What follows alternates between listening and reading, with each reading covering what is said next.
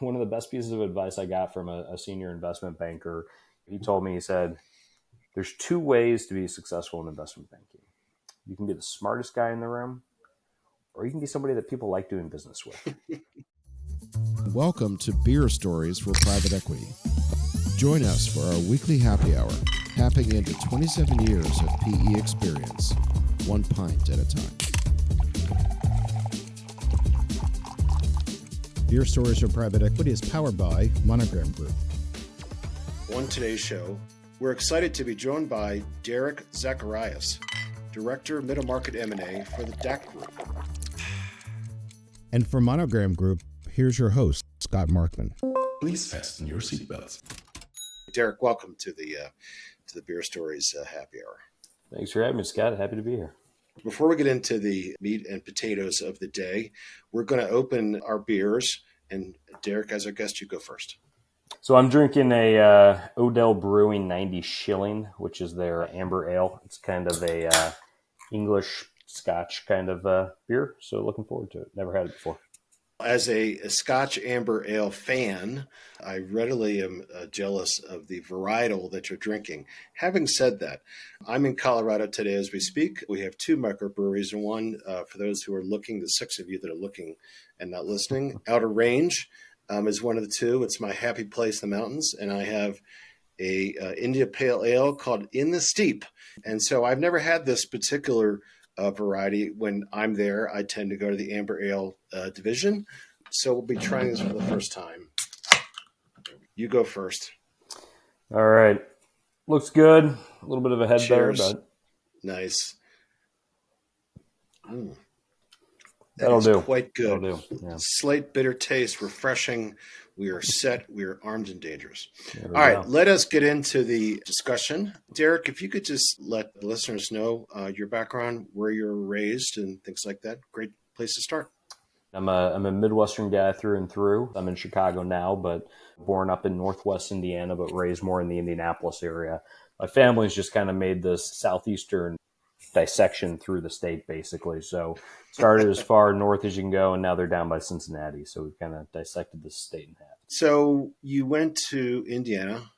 You went to the Kelley School. Is that correct?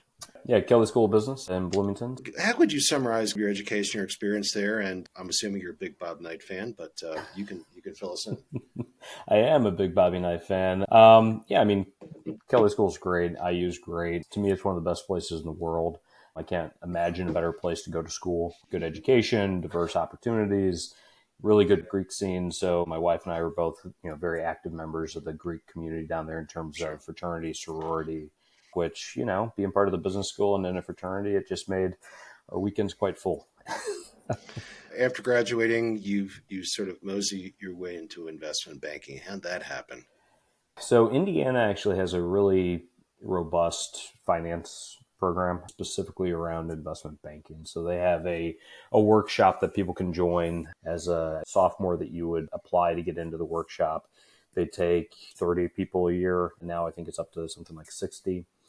And really put those people through a bit of a boot camp ready to go to Wall Street and specifically to investment banking. So that's kind of how I found my way there. And I had a few guys that were older than me from my high school that had gone through the program. Did you join the sell side right away, or was that something you just kind of migrated towards a year or two down the road? I would say that, kind of from day one after school, I went into sell-side investment banking type of role. I kind of dabbled through college with different internships and other things. I did an internship at Goldman Sachs doing sales and trading and things like that, thinking, that might be fun to be on the trading floor. I happened to be on the trading floor when like Freddie and Fannie were being taken over by the government during the financial crisis. So that was a little shocking to witness. So I think that kind of scared me straight onto the investment banking path and saying, maybe I'll go learn corporate finance and have some really good exit opportunities. So if you were to identify one or two things about the sell side versus the buy side or splitting your time that is interesting, compelling, really exciting, energizing, what is it that for you? What I would say about the sell side is that when you are working with business owners and working to sell companies, no two deals are exactly the same. Nothing's cookie cutter. No business owner is going to react exactly the same way as other business owners. You build a toolkit You utilize the toolkit, you utilize the advice of your colleagues and partners, but at the end of the day, it's a war zone. It's great. It's a lot of fun to play in. And when you're done with a deal, you really get to see somebody's life change in the middle market, which is a lot of times it's a first, second, third generation family business. They've built something that's worth $50 to $100 million, maybe more. And they've gone from 90% of their value is locked up in this business to being liquid. And now they've created generational wealth for them and their families. And it's not just the Harvard educated MBAs who've taken over a family business. It's also people that grew up through the school of hard knocks and really got their education on the floor, rising through the ranks of different industries. And it's really, that is fulfilling to see. So you were at Perella Weinberg for a long time. Was that your first job out of school doing investment banking? I went to Perella right after college, spent about a decade there. It was a great place to start a career in investment banking. It really was. You spent a lot of time there. I'm sure you had lots of options to move on, and you chose to stay for about a decade. So what are the couple of really important lessons that you learned because you were there? I think that one of the big things I learned is that reputation is kind of everything in this industry, and kind of building your reputation, maintaining it is the work of a lifetime. And it can be over like that. We saw some things happen where former colleagues and others might have gotten snagged up in some insider trading and things like that. And you really just see how that affects people really fast. So reputation, I'd say, is one of the biggest things that I learned to kind of protect and make sure that you guard that very well. And then, one of the best pieces of advice I got from a senior investment banker, he used to run Credit Suisse Chicago here in Chicago. He told me, he said, there's two ways to be successful in investment banking.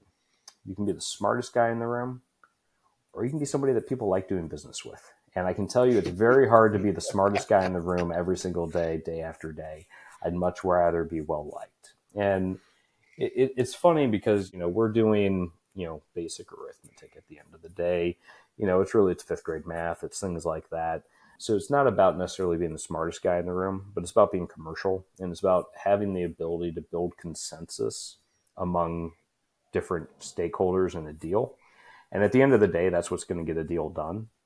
And I was just telling a client this today, you can be right in your argument, but if it doesn't get us what we want, does it really matter?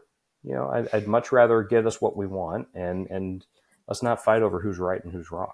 And then just the last one, which is, I think, what led me to actually ultimately exit Perella, which is, the biggest deals aren't the most rewarding deals. We worked on multi-billion-dollar transactions. I did over $20 billion of deals when I was at Perella. It wasn't the $10 billion deal that I was like, oh my God, that was the best thing I ever worked on. It was the $100 million sell sides where you really got to know the business owner. And they got to know you, and they knew your name, and you actually saw a tangible change to their life because of the transaction that you helped them through. And that, to me, is what's actually rewarding about investment banking.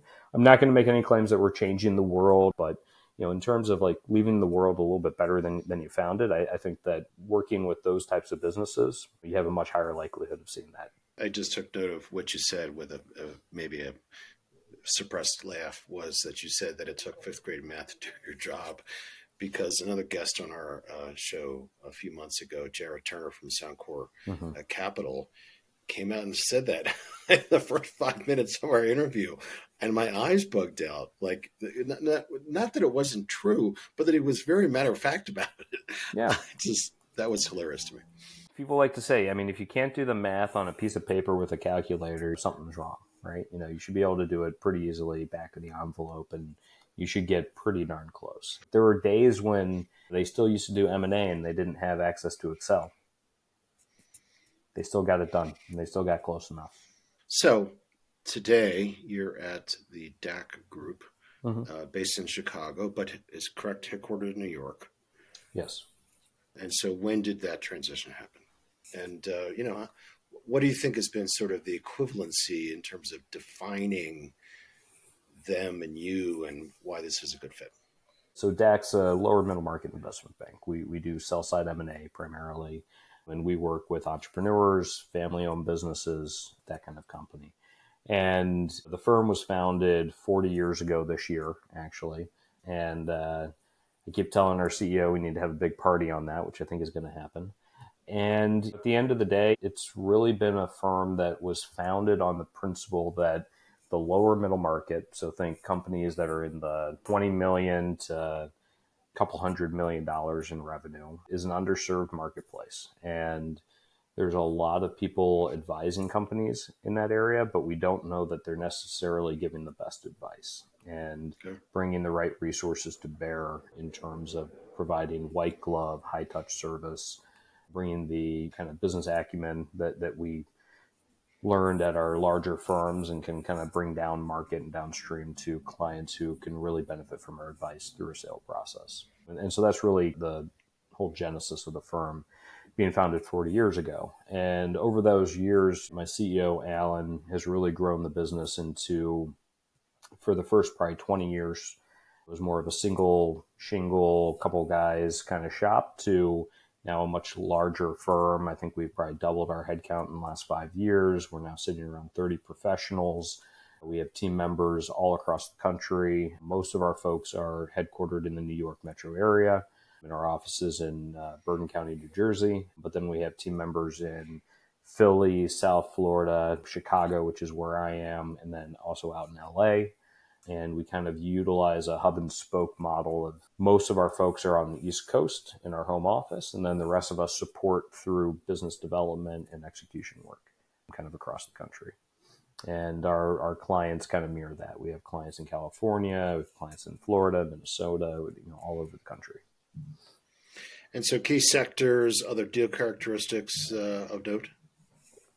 We're fairly agnostic when it comes to industry. If you look at where we've built some, I guess you'd call them power alleys, where we spend a little bit more time than others, certainly industrials, distribution, precision machining, those types of businesses, we do a lot in that space. Services, we'll do anything from white collar to blue collar. So white collar could be things like staffing or tech-enabled services. Blue collar could be HVAC, street sweepers, waste management, that kind of stuff, which are great businesses, and private equity is all over those types of businesses. We do a lot of work in workplace technologies. So that's kind of one of these TMT type sectors. So think of it as the managed service providers or MSPs, cybersecurity, pro AV, that kind of stuff. We do a lot of work there. And then, healthcare is kind of the last one that I think I would point out, is that we've seen a lot of traction in healthcare in recent years, especially around the behavioral home health end of the market. We've done quite a bit there, and we have quite a few active and live mandates in that space today. To sort of make a connection to our listeners, our agency and the portfolio company work that we do serve the same sectors. Mm-hmm. We just serve them in different ways. You're looking to sell their companies. We're looking to apply sophisticated brand strategy and frameworks and build out and go to market and all of this stuff. But it's the same kind of companies owned by the same private equity firms. It's just that Derek and his team do different things for them at different stages of the life cycle. We're brought in a lot earlier when these things are going to have an amplification effect and through the ownership cycle, so that we're creating value that is in effect handed to Derek and his team to go, price and to make it a part of the sale price.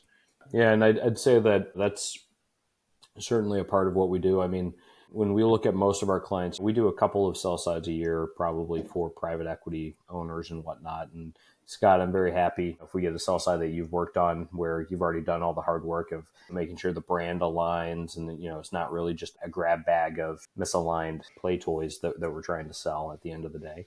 Hopefully it all kind of looks and feels like it all belongs together.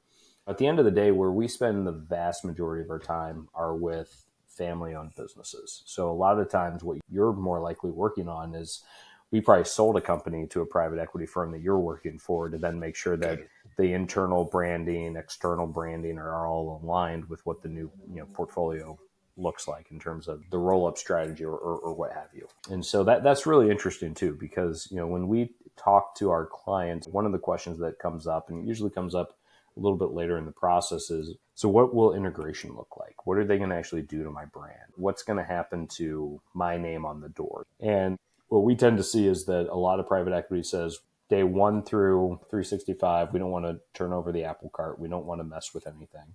We want to keep the business moving in the right direction. And then we can really work on some of that integration work after the fact, which I think for a lot of our clients gives them some comfort in the idea that, day 1 is not going to just be a light flip switches and everything's different.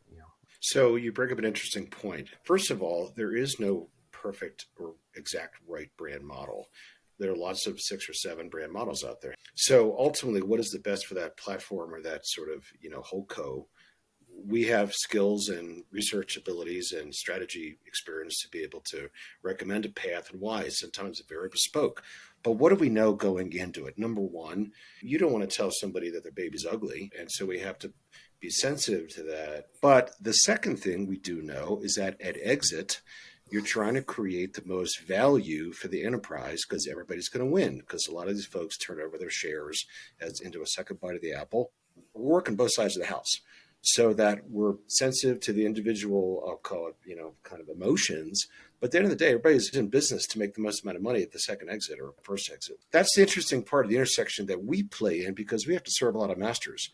And that includes the PE firm, that includes leadership, and juggling all of that to not end up with a disparate grab bag at the end, because it happens all the time. But guess what? It delivers probably the smallest amount of value out of all the potential options. That's all. Some private equity are really good at building, but maybe not integrating. And sometimes it's kind of left to the next owner to really integrate and do that hard work as the second owner of the business from an institutional capital perspective. We are in the midst of that question on several fronts. Some that we have gotten the gig and we're going to see it before and after the transaction. Yep. And some where the folks said, I'm not sure about that. Then let the next owners deal with that. So again, there's no right or wrong. We understand the dynamics in play and why decisions are made.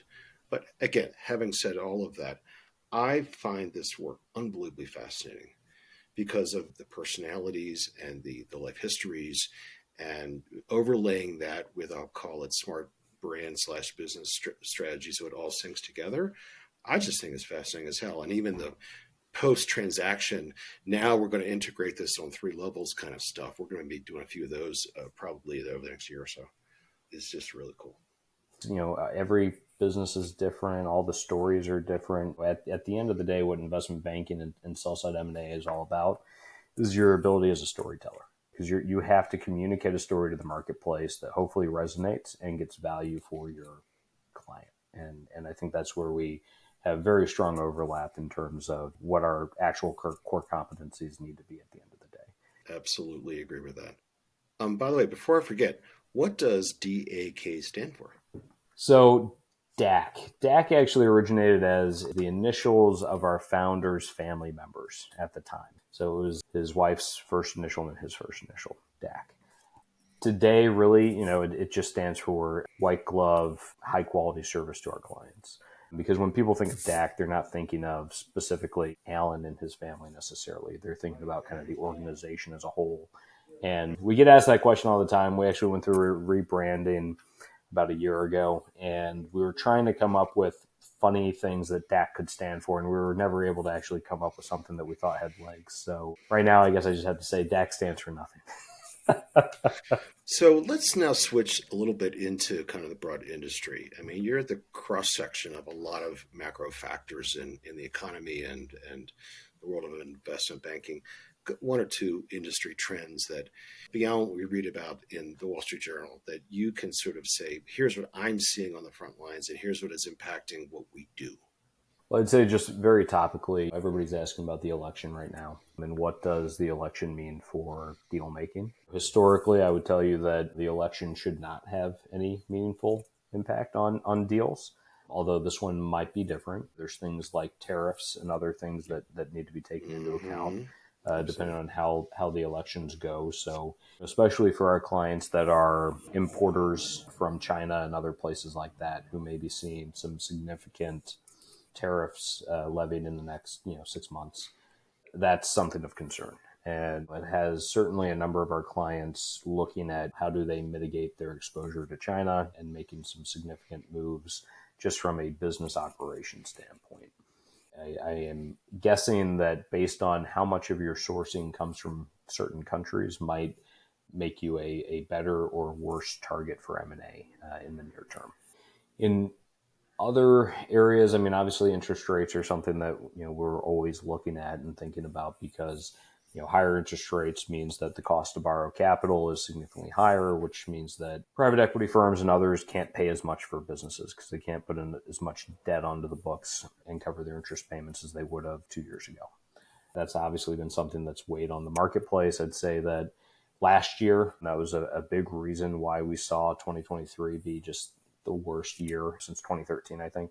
It was a bad year for kind of everybody. We're starting to see some ease in there. We're starting to see a number of private equity firms say, we just need to put money to work. We can't keep waiting. And they are seeing some of that silver lining in terms of they're starting to hear that the Fed's going to start lowering interest rates, which will have a flow through impact for them. Lastly, I'd just say private equity continues to be a large part of the marketplace. Last year, less so than others, but I don't see them going away at any point. I'd say they tend to be around 30% of all M&A in the marketplace. None of those are mind-blowing observations, but if you ask me about what are people talking about right now, it's kind of those items. This has been a brilliant conversation. I want to kind of end to the personal side as we always do. Okay. Share a few things about your family, wife, children, where you love to go on vacation, things like that. I've been married to my college sweetheart. We started dating in college. We've been together now exactly half of our lives because we started dating when we were 18 and we're 36 now. So that's fun. My daughter just turned 5 months recently, so she's a new addition to the family. That's why I have this bassinet in the background that you can see. So that's the family. We've got my family's in Indiana, her family's here in the suburbs of Chicago. So when we were looking at where did we want to start our lives as a married couple, the idea of leaving New York and coming to Chicago made all the sense in the world to us. So I will tell you as young father what I have told every young father since I was young father, which is the following. I loved every stage of each of my two kids' lives, but I liked the most recent one the best. My kids are now 29 and 27. My son's in the next room with his fiance. Every stage was awesome, but I love hanging out with my kids and like doing adult stuff. And that's just fantastic. Best place you've traveled to, vacation the last year or so was what? We did go to Guatemala recently, and we found Guatemala to be just an amazing place to go. We had to kind of get over the fact that there's some very active volcanoes and whatnot in the area because you're on that ring of fire down in Central America, but it's beautiful. The people are just lovely, and the food's amazing, and the scenery is just top notch. I mean, we spent quite a bit of time in like Lake Atitlan, which is a giant volcanic caldera. It's beautiful. Final, last, and most important question. Why is Chicago the best city in America in the summertime? I have to think that it's gratitude. I think it's because Chicagoans are so grateful that the weather's finally turned and it's nice outside that every day is an opportunity to go to a roof deck and enjoy a beer. I think that's really what it comes down to. I would concur. About the 15th of May or whenever it becomes like okay to like sit outside, we all go crazy. Every single bar and restaurant in the city, you can eat and drink outdoors. So every 10 Beautiful. feet, that's going on. It's like they say, 40 degrees, show your knees. It's time for shorts. All right, sir. This has been a real treat. I greatly appreciate the discussion and the insights to a world that I interact with, but probably would like to interact with more so. So anyway, thank you very much, and we look forward to hanging out. All right, Scott, thank you so much for having me. It's been fun. From all of us at MonogramGroup, thanks for tuning in to Beer Stories for Private Equity, Episode 15. Don't forget to hit the subscribe button and you'll be notified as we release new episodes. Please check out the show notes in the description from today's episode. Our email is podcast@monogramgroup.com. Feel free to email us with any comments or questions, and we'll try to answer them in our next episode.